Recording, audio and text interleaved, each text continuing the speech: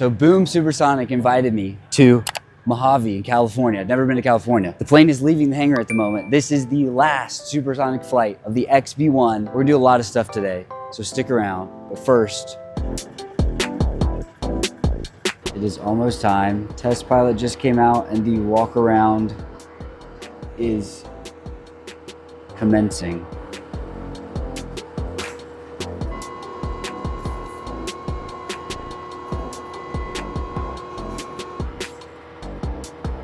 Here we go, guys. He's getting on.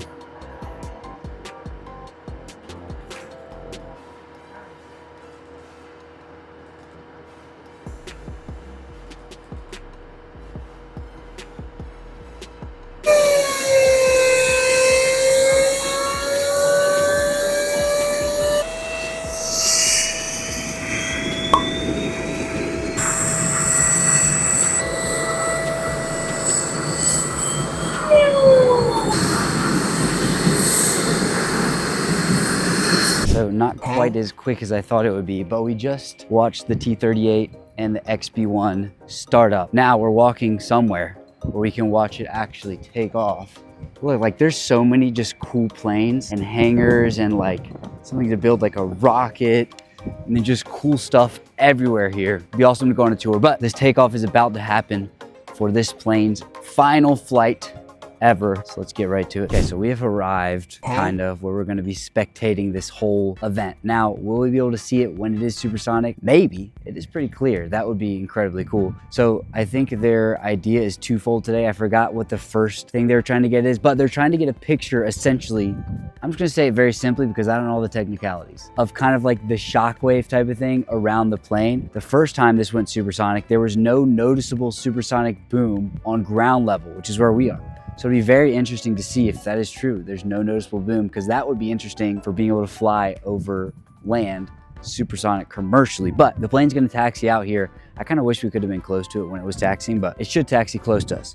Out here somewhere, probably down this way to my right.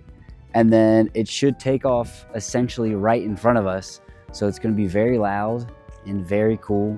Can't wait. 2,000 years later. Okay, scratch everything.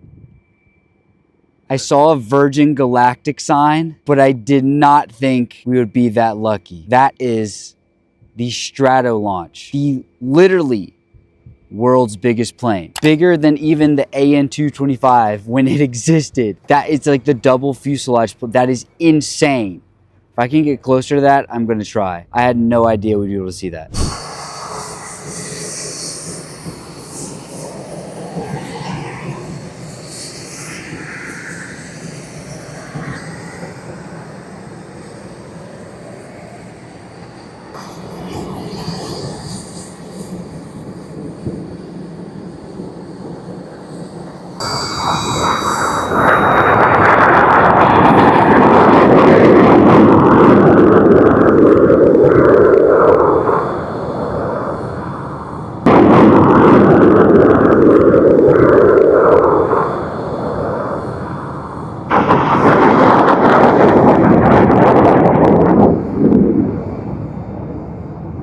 So the supersonic portion of the testing is finished. Obviously, you can't really see anything, but we didn't hear any sonic booms. That's very important, like I was saying, to fly over land supersonically, commercially.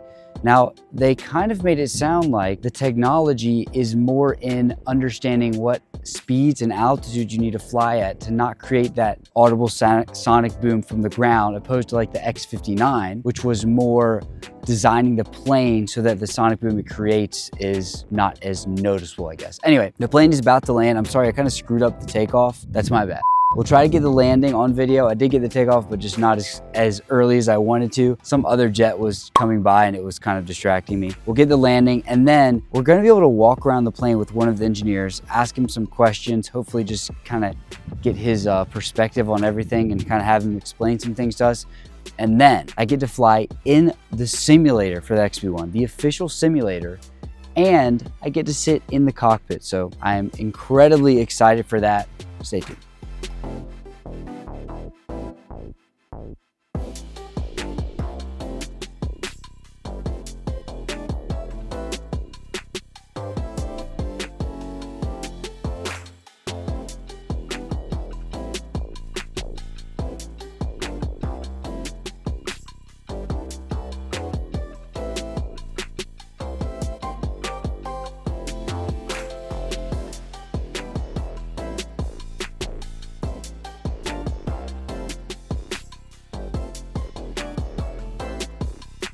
Okay, so the T-38 and the XB1 have both landed. Heading back now, I think we have maybe an hour. If we can see anything cool in the hangar or something like that, that'd be cool. But, well, there it is. Show that real quick. Pulling in. We'll see how close we can get to it now. They're probably not going to let me very close. They have to like debrief and I'm sure check a bunch of things. We should be able to get up close and personal at some point and even get in it. So let's go. Never know what to say at the end, bro. So the testing was officially over, but it was finally time to get an up close and personal view of the XB1 with Ruslan, who was the flight test maintenance engineer. He was absolutely amazing. Enjoy. So what did you help work on with this specifically? Yeah, so I started as an intern back in 2018. I was finishing up my aerospace engineering degree at Embry-Riddle. Okay, cool. And yeah, I was looking for a job. This one happened to be 40 minutes from my childhood home, which was pretty great. There you go. And applied, got it, and I've been a manufacturing engineer throughout the entire build. Very And cool. So the things that I was involved in was like getting the wing attached, building up the 3 inlets, Okay. installing all the avionics. So very involved with the entire build. Like when I Very started, it was literally just nothing. It was a CAD model. My other involvement that was pretty big was all the 3D printed parts. So Okay. I was leading the effort of getting parts printed for us. How big of a role did that play for you guys? Because I know in general in manufacturing for high performance anything, even cars now, they're doing like suspension parts with 3D printing because they can have aero components to it while it's the structural integrity they need. Yeah, no, we did a lot with 3D printing. Specifically, I would say the biggest, we used a lot of tooling. Out of like Ultim 9085 and Nylon 12 CF, very stiff, very strong materials. But pretty much all of these holes that you see, we won't touch the outlet, the exhaust, but like every single hole was drilled with a drill block. And so we would print these guides, we'd Bondo them in, we'll Clico them in, get them positioned, and just drill through these titanium skins and frames. So that was pretty. That was huge. We printed over 700 of these blocks for the aft fuselage, and then a handful more for other systems and other structures. Everything that's still over here is titanium, where you have your higher temperatures with the engines, and everything pretty much forward of like where that B is all carbon fiber. In fact, you could even see, we could pop our head here real quick, but you could even see here just all sorts of random 3D printed parts from like the flange bolt covers. The biggest system that was a customer for any sort of 3D printed parts was definitely hydraulics. Okay. And you can see kind of like if you just focus for a couple minutes, there's like one right there. Right? Actually, there's 4 right there. There's 4 right there. And so huge benefit because we were able to crank these parts out so quick. Yeah. And they're so cheap compared to like a machine. Yeah. Or Can imagine. But yeah, these parts are literally everywhere. In fact, the entire aircraft has about 350 3D printed parts. Awesome. Which I was pretty much involved with every single one of these. Very cool. Printed.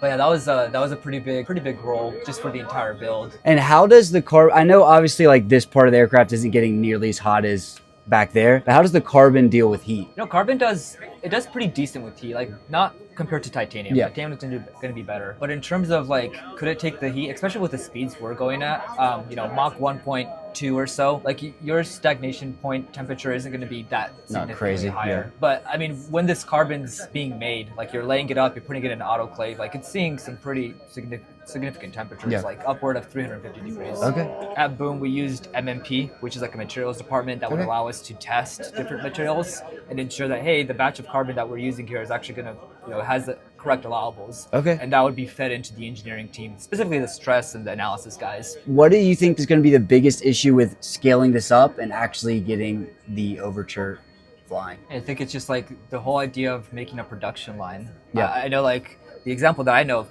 pretty well is like Tesla with the Model 3. They having to like ramp up to those numbers was an insane operation to get where it was and where it currently is. That was definitely nice for us with the 3D printed components is because we were able to just, you know, literally have the machines. We had 3 machines, run them 24/7 basically. You know, show up at 4 in the morning to switch it out and know that you'll hit those deadlines when those parts should be printed and installed on the aircraft. Very cool. But yeah, that's definitely a challenge, just getting everything sort of staged and ready to go into that assembly line. Yeah, I Because can once you imagine. start building, you know. Yeah. especially with something that has this tight of tolerances compared to like a car, for example, where it's a little bit looser. In fact, the entire airplane has a profile tolerance of about 30 thou. So like you're very tight when it comes to how closely everything needs to fit together. There's also areas that have incredibly tighter tolerances, like your bushings and your bearings. Like relative to each other, some tolerances could be down to like 1 or 2 thou. Wow, it's crazy seeing a landing gear bay this incredibly clean, since it's all, I guess, fairly new. You know? Yeah, we keep her clean, I guess. Another kind of cool thing is there's a handful of actually metal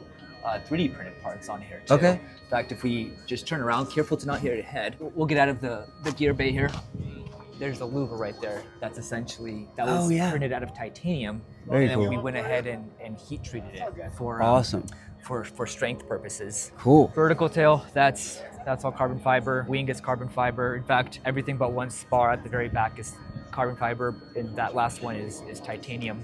Awesome. With the HTs. Can you give me any insight into the camber of the landing gear and why that was a choice? You know, I don't know exactly as to what the intention there was. Yeah. I think it kind of comes down to your constraint for your gear bay was locked in to be relatively small. Okay. And so you had to do what it took to make it all fit together. Yeah. And I think that was just One of the byproducts of that. byproducts of that. Actually, I want to go back here. I want to show you a couple things as well. Of course. So like just about most airplanes, they have two systems when it comes to hydraulics. You have your flight system and your utility system, and it's two independent circuits that in case there's a leak with one, you at least have pressure in the other one. Something else, yeah. And so you can kind of see, there's some like mirroring, if you will. Pretty much you see sets of 4 hoses, you know, and that is to enable you to have two circuits. In fact, you can see you have your flight reservoir right here.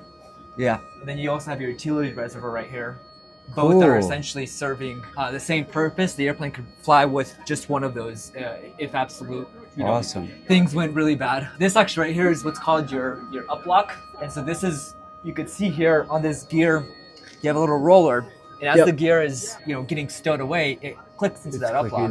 And that's the final kind of locking that gear is going to stay where it is. And then likewise to release it, it's a electrically actuated mechanism. Okay. So it unhooks and then your gear can begin Awesome.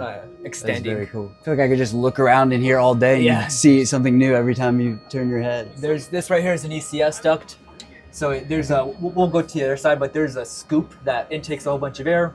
It goes through heat exchangers, and then this is the duct that essentially takes it down to this metal 3D printed part, which we could actually go take a look at this now. Yeah, you can see the heat treat that I was telling you made it this nice bluish color, almost like it's anodized. Yeah. But yeah, things get really hot. And what is that for exactly? That just expels excess ECS air. So from your ram scoop, it goes through all the different systems, gets processed, and then out it goes on the other end. Very you can cool. see these are also just fuel drain lines. Okay. See. Yeah. They're Making a doing their thing. Yeah, very cool. But yeah, tons of, probably over 10,000 holes on this airplane. Yeah, I can see even thousands right here. And in each hole, it's not a very trivial way of drilling. Like your titanium skin is, I think it's like 63 thou, plus your titanium frame. You're not drilling this by hand. You use what's called an auto feed desuder drill. And that it's a whole mechanism. It like locks in place and you just press a button and it drills your hole. However, you have to have it very securely positioned for that to happen. This is your drag chute. So if for whatever reason you have to make a landing where your airplane is still too heavy, you have still too much fuel on board, you have the option of using the drag chute, which will slow down the airplane so you're not straining the brakes too much. Awesome. We did do a test of this before flying. We actually deployed it during one of the ground tests, which was pretty cool. And you see a parachute essentially fly out, and it helps slow the airplane down. Engines, we have the J85s, 3 of those guys with afterburners. The HT is an entire surface that moves. So you can see your torque tube is right down the middle here. This entire surface moves. Awesome. And for the final version, because I know like Concorde accelerated with afterburners, will it be cruising with afterburners? No, in fact, the plan for Overture is to have no afterburners whatsoever. Okay, really? Okay. Just because the whole idea of afterburners is, yes, to give you the thrust that you want, but they also consume all your fuel. Yeah, your fuel is gone. Yeah. It's gone. It's literally just a tube that has just excess fuel, basically. Right? Little fuel nozzles, if you will. And it just spits out fuel and it combusts and you get a ton of thrust. Very cool. At the expense of a ton of fuel being spent. Yeah. For a commercial airliner where you don't want tickets to be $10,000, that's not going to work. This is a pretty interesting system. This is called the FES, stands for Flutter Excitation System. And really the whole purpose, we didn't use it during today's flight, but the whole purpose of this system is that pretty much any aircraft that undergoes testing has to be tested for flutter, which basically means, hey, if I go a certain speed, will it essentially just disintegrate? Yeah, like the instability where it starts shaking. Kind of like, for example, when you're driving down the highway and your seatbelt like catches that right angle, it just starts to vibrate like crazy. Same exact concept here. Okay. And so you want to slowly increase your speed. But if you could slowly increase your speed, but you could still be in a flutter situation, which becomes bad very quickly. Would be really good bad. And so this essentially simulates a higher speed, if you will, by inducing this little cylinder vibrates, and it's like an offset. Well, it really just spins, but there's an offset weight, so it causes a huge vibration on the wing. And so it's like as if someone's trying to shake the wing while you're flying to see how does the rest of the airplane respond.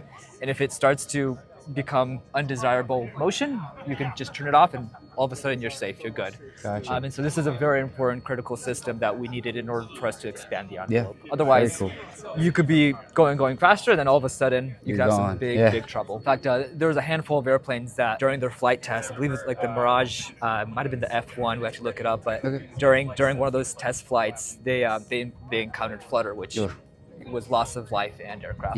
Wing, it's tiny little rocket wing, honestly. Tiny little wingspan, very incredibly thin.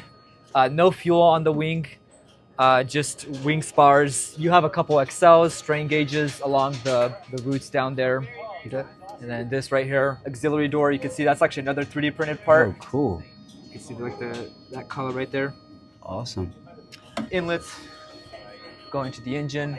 This is kind of interesting. These are your fuel tanks, actually. You could tell because the panel goes in from the inside, if you will. Like, whereas this one, the panel comes in from the outside. Gotcha. These are all fuel tanks. In fact, I think this aircraft has a handful of fuel tanks that transfer fuel throughout the flight just to keep your center of gravity in the right spot. Oh, that's interesting. It's cool. And you have your antennas. I believe one's UHF, one is VHF. These right here, if we were able to open them, would pretty much be your entire systems panel or systems bay. You would have your data acquisition systems, you'll have your relay boxes, you'll have your INS, a whole bunch of different electrical components are behind these panels. Cool. And that's all, computers and whatnot to ensure everything works smoothly. Very cool. Wow. When you see the simulator, it's going to be pretty much identical to what you see here. You'll get some more details, but essentially you have your throttles right there, left, center, right, your engine start, your gear handle, your flight control panel, so you can turn off your dampers, which was actually one of the test points we had during today's flight. Your MFD, main function display, along with your other displays. The cool thing about this display is during landing, you could press on a button and it shows you a camera that's from the gear, and we'll go there in a second. I was thinking about that because this is so shallow and the AOA is pretty high. I was like, you're not going to be able to see anything. Your visibility is basically nothing. Along with your circuit breaker panels on both sides, you have your ECS, EPS, hydraulics, fuel. Very elegant cockpit. GoPro mount? GoPro mount, exactly. In fact, there's two. There's one right there, and then there's also one right here that faces Geppetto. Very cool. You can see that was 3D printed along with just random ECS components. Nice. All over the place. That's our GPS right there.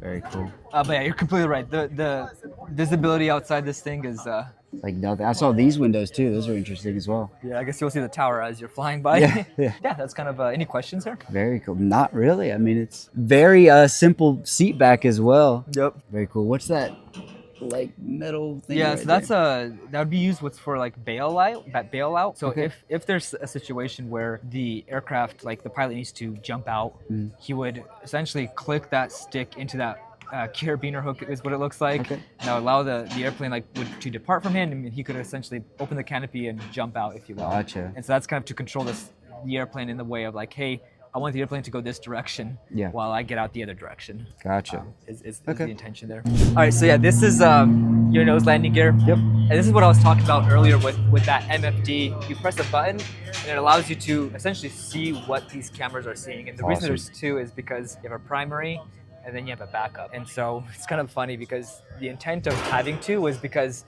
in case one gets hit by a bird or just stops working, you at least have another one. Yeah. And sure enough, I think like a couple flights ago, one actually did hit like a bird. Really? I mean, it was already when the airplane was on the ground, but it was still going at a pretty high speed. And so it's like, oh shoot, that's why we had two like cameras. proof of concept almost.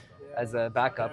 That being said, we also have our LSO officers who, kind of step the pilot down with where he needs to go. Gotcha. I don't know if you guys heard that during the live stream, but essentially he's like guiding him to make sure he's on the middle. And he's also on glide, so in center line. Here's your pitot-static tube and your port. Very cool. And of course your data boom. So now that this is done flying, what's y'all's first next steps? The next step is really kind of two things need to happen. One, Symphony, which is the engine for Overture, needs to be designed, tested, and validated. Yep. And also the continuation of development for Overture, the airframe itself, are really the two big company goals, if you will. Okay. Because at the end of the day, you need both. You need an engine that works, and you need an airframe that hits the targets we're looking to hit. The team will be working in Denver mostly to work on getting all those details ironed out, and plan to do an engine a test run for the Symphony engine in the very soon. I don't know. And that's all in-house, correct? All plans to do that in-house. Awesome. That's very cool. So yeah, you kind of look at it, and like XP1 was a huge challenge. Yeah. When I started at Boom, XP1 had the entire company had maybe 60 employees, and it's like, wow, what a crazy mountain to go and climb. Yeah. And it No sure doubt. was. The company grew over time, and we had up to 200, 300 employees. But really, the team that worked dedicated to XP1 was always about maybe 50, 60. That was Really? it. Wow. And you kind of look, it's like, man, that was an insane mountain to climb. Yeah. But yeah, I think it's, show up to work every day with a great attitude and work with some very smart and incredible people. And I think you can can do imagine. just about anything. Yeah. Because we moved fast when we were designing and building this, which is pretty encouraging. Yeah. And she happens to also fly pretty fast. Yeah, there you go. Well, that was awesome. Thank you so much, and congrats on everything. Yeah. And I can't wait to see news about the Overture and how that comes along. And I really appreciate you talking with us. It was a fun time. Yeah, likewise. And since we're here, just had that walk around with one of the engineers, we might as well look at the T-38, which was the follow plane from the test flight today. Very cool. It's not often you get to be this close next to some, especially operational planes. You can go to a museum and see stuff, but this is freaking cool. And then it was time for a one-on-one conversation with Geppetto, the chief test pilot, in the cockpit of the XB-1. So Very cool. you are welcome to hop in if Okay. you like. What's the Put your idea hand here? On the Top. piece of metal up there. Yep. Yeah, right there. Step over, you can step on the seat, and then watch the fire extinguisher there. Perfect. Yeah, just like that. Wow. So yeah, you you kind of wear the airplane. Yeah, I can see that. Oh my gosh. This is incredible. So this is exactly set up for your height and everything, correct? Yeah. It's, Wow. Yeah, it's kind of cool. There's no like seat adjustment or rudder pedal adjustment. Yeah, it's just for you. That's got to be a cool feeling. Yeah. And this is air for you right there? Yep, that's so air comes in there and then up through these vents. Right Gotcha. Here as well. So through here. Very cool. Am I allowed to move the stick and stuff? You can move it a Little bit? Yeah. But without Very the cool. hydraulics on it, doesn't feel It the doesn't same. like it, yeah. Can I touch the rudder pedals? Yeah. Wow. That is incredibly cool. How often do you use these windows? I kind of use those as with my peripheral vision, and then sometimes like it helps like figure out where I am in Yeah. the airspace. Like, Okay. I remember seeing Edwards Air Force Base like down through that window. But yeah, they're mostly for peripheral vision. Okay. Incredible. Are you sad that that's the last flight? Yes and no. Yeah. Like I'm really excited about moving on to the next. It's a airplane. milestone, and yeah. there's more to come. Yeah. Yeah, like this is just the beginning, right? Yeah. Next one we build will make the world different, No. right? Very cool. Yeah, Thank let's you so go, much. let's go check out the sim. Okay. I know. Sorry, we had a No, lot to talk no. about in the debrief. Yeah, of so- course. I can imagine. Then it was time to hop into the official XB1 simulator with the test pilot. But of course, that's going to be its own separate video, so keep an eye on the channel for that.